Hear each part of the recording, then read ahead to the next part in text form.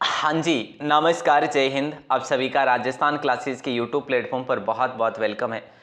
तो आइए दोस्तों, आज की इस क्लास में हम लोग बात करेंगे सामान्य विज्ञान की। और सामान्य विज्ञान में ये वो प्रश्न है जो आपको एग्जाम में पूछे जाने की प्रबल संभावना है। और दोस्तों, वनरक्षक वाले स्पेशली इस क्लास को जरूर से जरूर देखिएगा। ये क्लास आपके लिए बेहद ही शानदार होने वाली है ना। तो आप इस क्लास के आखिर तक जुड़े रहेंगे और देख पाएंगे कि कितने प्रश्न आप सही कर पाते हैं। और सेट एग्जाम की तैयारी कर रहे हैं आप लोग या वनरक्षक की कर रहे हैं, किसी की भी कर रहे हैं, तो आप हमारे साथ एंड तक जुड़े रहिएगा। मैं स्पेशली ये विज्ञान की क्लास आज सुपरफास्ट दूंगा, ज़्यादा एडवांस नहीं बताऊंगा। लेकिन याद रखना, वनरक्षक वाले कंप्लीट जरूर देखना और शेयर भी करना आप लोग, ठीक है। और इसकी पीडीएफ आपको कहाँ पर मिलेगी? राजस्थान क्लासेस की वेबसाइट पर मिलेगी। ये वेबसाइट आपकी, आप लिखते हैं गूगल में जाकर ये राजस्थान क्लासेस, तो आपको यहाँ पर पीडीएफ मिल जाएगी। निम्न में से कौन सा शीत आवास का पादप है? दोस्तों, ये पहला ही प्रश्न आपकी स्क्रीन पर है। तो यहाँ पर हो जाएगा आपका सोल्डेनेला, है ना। सोल्डेनेला को लॉक करेंगे, यानी ऑप्शन डी आप सभी का लॉक हो जाएगा। इसको शीतोद्भिद पौधा भी कहा जाता है, शीतोद्भिद पौधा। सूर्य में ऊर्जा का स्रोत कौन सा है? इनमें से सूर्य में ऊर्जा का स्रोत कौन सा है? सूर्य में ऊर्जा का स्रोत है नाभिकों का संलयन, यानी कि ऑप्शन बी आपका यहाँ पर सही जवाब होगा प्यारे साथियों। अगला क्वेश्चन ये यूं कह रहा है, अगला क्वेश्चन कहा जा रहा है कि हाइड्रा में सामान्यतया अलैंगिक जनन का प्रकार कौन सा है?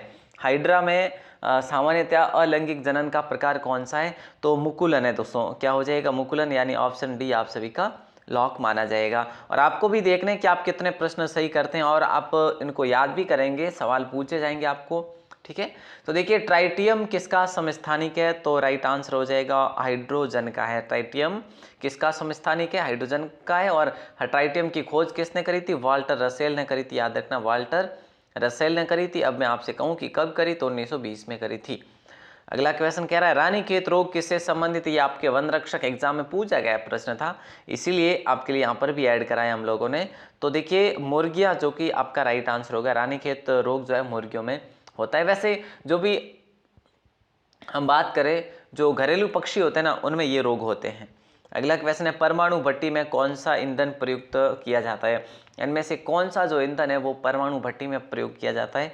तो दोस्तों, यूरेनियम को लॉक करेंगे आप लोग। किसको करेंगे? ऑप्शन सी आप सभी का सही जवाब होगा। किस पादप को शाकीय भारतीय डॉक्टर कहा जाता है? किस पौधे को शाकीय भारतीय डॉक्टर भी कहा जाता है? और जो कि जिस पौधे के सारे भाग जो होते हैं ना, वो सभी भाग औषधि के रूप में प्रयुक्त होते हैं। तो हम लोग यूँ कह सकते हैं कि तुलसी को लॉक करेंगे दोस्तों, है ना। ऑप्शन डी आप सभी का लॉक होगा। और अगला क्वेश्चन, रेशम के कीट का एक रोग कौन सा है? रेशम के कीट का रोग इनमें से कौन सा है? आप कहेंगे सर पेब्रिन है। कौन सा है दोस्तों? पेब्रिन है। और भी रोग काफ़ी है। पेब्रिन है, पेब्रिन, ठीक है, पेब्रिन है। जैसे ग्रासेरी है, याद रखना, ठीक है, फ्लैचरी है। तो ये इन चीज़ों को आप लोग याद रखेंगे। अगला क्वेश्चन पूछा जा रहा है कि उन तत्वों को क्या कहा जाता है जिनमें समान संख्या में प्रोटॉन और भिन्न संख्या में न्यूट्रॉन होते हैं? समान संख्या में प्रोटॉन होते हैं और भिन्न संख्या में न्यूट्रॉन होते हैं, तो समावयवी कहा जाता है या समस्थानिक? आप कहेंगे सर ऑप्शन ए को ही लॉक करो, समस्थानिक ही कहेंगे हम लोग। एपिसिंडिका दोस्तों क्या है? रेशम का कीट है, लाख का कीट है, मधुमक्खी है, परलायस्टर है, क्या है? देखिए, इसको स्थानीय भाषा में सातपुड़ी मधुमक्खी कहा जाता है, सातपुड़ी मधुमक्खी कहा जाता है। तो हम लोग यूँ कह सकते हैं कि राइट आंसर आप सभी का हो जाएगा ऑप्शन डी, यानी कि मधुमक्खी को लॉक करेंगे। देखिए, अगला क्वेश्चन है कैंथ्राइडिन या कैथेराइडियन को प्राप्त किया जाता है? कहाँ से प्राप्त किया जाता है? एपिस, वास्प, ब्लिस्टर बीटल या फिर बॉम्बिक्स? तो आप याद रखना, बीटल से प्राप्त किया जाता है। सॉरी, आपने ऑप्शन सी को चुना है, ठीक है। ओके सर, याद रखेंगे हम लोग। और अगला क्वेश्चन ये पूछा जा रहा है, निम्न में से किस तत्व के अणु में परमाणु की संख्या सबसे ज़्यादा है? देखो, निम्न में से किस तत्व के अणु में परमाणु की संख्या सबसे अधिक है या सबसे ज़्यादा है? तो ऑक्सीजन, सल्फर, गंधक, नाइट्रोजन, क्लोरीन। तो ऑप्शन डी को लॉक करेंगे, क्लोरीन, यानी कि ऑप्शन डी आप सभी का लॉक हो जाएगा। क्लोरीन को लॉक करेंगे दोस्तों, ठीक है। अच्छा क्वेश्चन है। और अगला क्वेश्चन आपकी स्क्रीन पर है, फूलदार पौधे जो बीज को सुरक्षित रखने हेतु फल विकसित करते हैं, उनको क्या कहते हैं? फूलदार पौधे जो बीज को सुरक्षित रखने हेतु फल विकसित करते हैं, उनको क्या कहा जाता है? तो उनको एंजियोस्पर्म कहा जाता है, यानी ऑप्शन बी आप सभी का लॉक हो जाएगा। जो एंजियोस्पर्म वो पौधे होते हैं जो फूलों का उत्पादन करते हैं, ठीक है। और अगला क्वेश्चन है, पौधे की बीमारी साइट्रस कैकर किसके कारण होती है? देखिए दोस्तों, पौधे की बीमारी साइट्रस कैकर किसके कारण होती है? वायरस के कारण, कवक के कारण, अमीबा के कारण या जीवाणु के कारण? तो लॉक करेंगे तो हम लोग करेंगे जीवाणु को, यानी कि ऑप्शन डी आप सभी का लॉक हो जाएगा। और अगला क्वेश्चन आपकी स्क्रीन पर है, निम्न में से एक प्लास्टिक नहीं है। देखिए दोस्तों, इनमें से एक प्लास्टिक नहीं है, विनाइल, सेल्यूलाइड, रबर, बेकेलाइड। तो राइट आंसर आप सभी का हो जाएगा रबर जो है प्लास्टिक नहीं है, बाकी सारे के सारे प्लास्टिक है। रबर एक प्राकृतिक बहुलक है, याद रखना, ठीक है। अगला क्वेश्चन है, निम्न में से असत्य कौन सा है? इनमें से असत्य कौन सा? दोस्तों, एंटोमोलॉजी की बात करें कीटों का अध्ययन, मिर्मिकोलॉजी की बात करें चींटियों का अध्ययन, कार्सिनोलॉजी की बात करें केकड़ों का अध्ययन, ये यहाँ तक बिल्कुल बिल्कुल सही है। और एंथोलॉजी की बात करें तो एंथोलॉजी में पुष्पों का अध्ययन होता है प्यारे साथियों, किसका? पुष्पों का अध्ययन होता है, याद रखना, ठीक है। और मकड़ियों का अध्ययन किस में होता है? वो होता है एरेक्नोलॉजी में, एरेक्नोलॉजी में, याद रखना, ठीक है। एरेक्नोलॉजी यानी कि मकड़ियाँ, एरेक्नोलॉजी, एंटोमोलॉजी कीट, ठीक है, मिर्मिकोलॉजी चींटियाँ, कार्सिनोलॉजी केकड़े, एंथोलॉजी पुष्पों का अध्ययन, मकड़ियों का अध्ययन एरेक्नोलॉजी, याद रखिएगा। अगला क्वेश्चन आपके स्क्रीन पर है, पौधे जो कड़ी सर्दी में भी जीवित रहते हैं तथा उन्हें प्रति वर्ष दोबारा लगाने की आवश्यकता नहीं पड़ती, उनको क्या कहा जाता है? ये आपसे सवाल किया जा रहा है, बहुत बड़ा सा सवाल, जिसे हम लोग कहेंगे बारहमासा। दोस्तों, बारहमासी पौधा कहेंगे उसको जिसे वापस भी लगाने की ज़रूरत नहीं है। अगला क्वेश्चन, निम्न में से कौन सा जीव द्विकोष्ठीय हृदय वाला होता है? देखिए, ये अच्छा प्रश्न है कि निम्न में से कौन सा जीव द्विकोष्ठीय हृदय वाला होता है?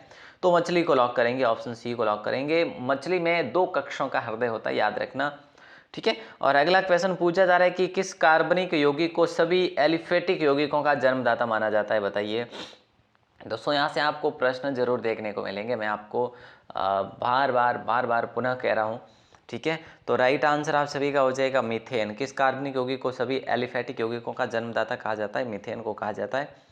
पौधों में भूमि के नीचे किस भाग से पानी तथा खनिज पदार्थ सोख लिया जाता है? पौधों में भूमि के नीचे किस भाग से पानी तथा खनिज पदार्थ सोख लिया जाता है?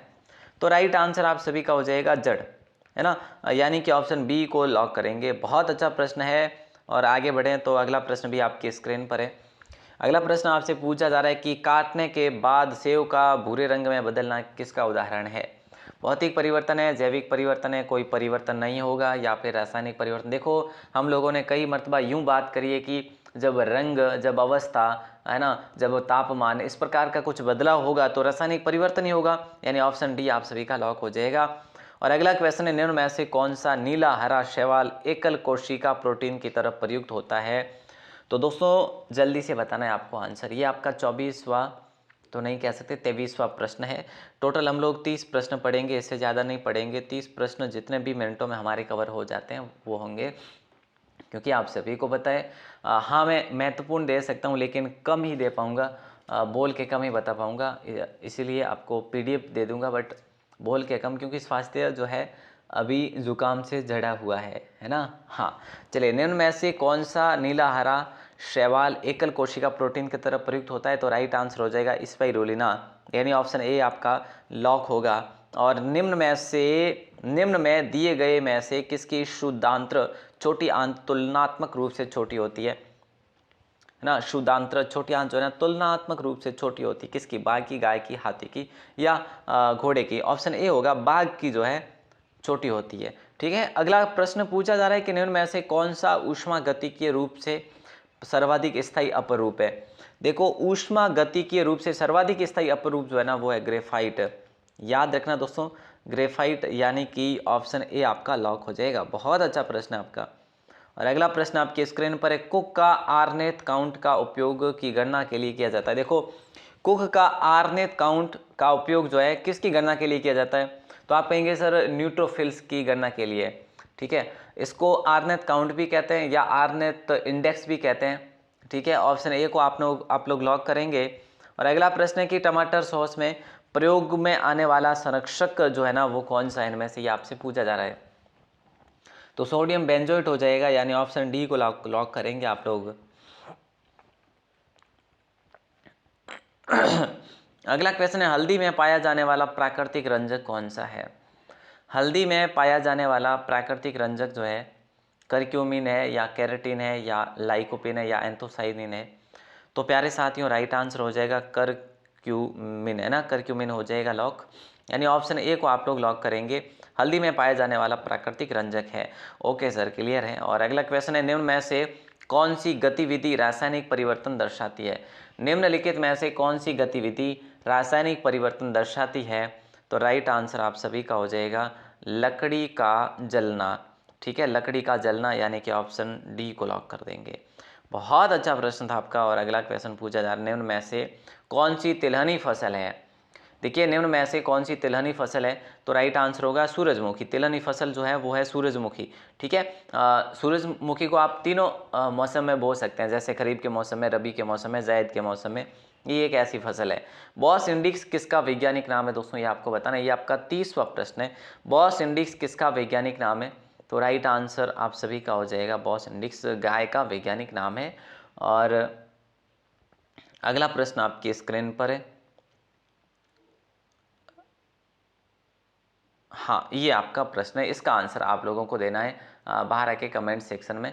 देखता हूँ कौन कौन देंगे कि बर्फ पर उगने वाले शैवाल को क्या कहा जाता है। इसका जवाब आपको बाहर कमेंट सेक्शन में देना है। उम्मीद करूँगा आप सभी लोग इसका जवाब देंगे ही, बर्फ पर उगने वाले शैवाल को क्या कहा जाता है। ठीक है, देंगे जवाब, उम्मीद करूँगा। अगर आप लोग लाइव हैं या फिर बाद में देख रहे हैं, अगर जवाब देते हैं तो मुझे भी खुशी होगी कि हाँ आप लोगों ने जवाब दिया। अगर नहीं भी आ रहा है तो भी आप लोग कमेंट कर सकते हैं। कोई ऐसा नहीं है कि आपने जो लिखा और वो एकदम से सही हो गया, ज़रूरी नहीं होता। जो भी आपको आ रहा है वो ज़रूर लिखिएगा। तो दोस्तों मिलते हैं वापस हम लोग रात को 9 बजे, वो आराम से क्लास ले पाएंगे। ये आपके व्हाट्सएप नंबर है राजस्थान क्लासेस के, यहाँ पर अगर मैसेज करते हैं अपना नाम और ज़िला लिखकर, ठीक है, तो आपको ये मिल जाएगी PDF वगैरह वहाँ पर। ठीक है, धन्यवाद। और वनरक्षक का जिनका भी 11 को पेपर है उन सभी को ऑल दी बेस्ट, अपनी तरफ से बेस्ट करके आइयो, है ना।